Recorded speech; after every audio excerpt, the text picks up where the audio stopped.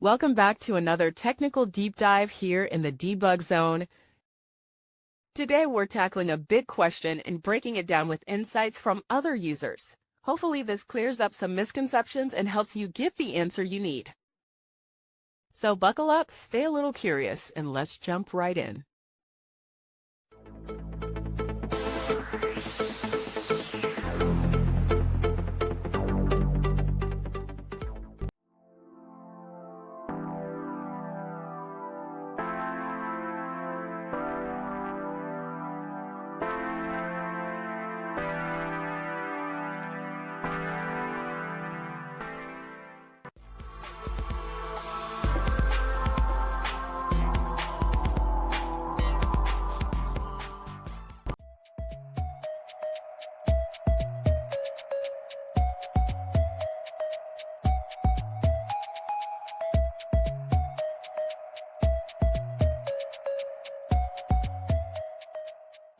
And that's a wrap.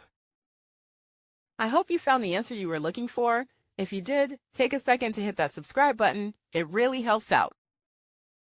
And let me know in the comments which solution worked best for you. See you next time in the Debug Zone.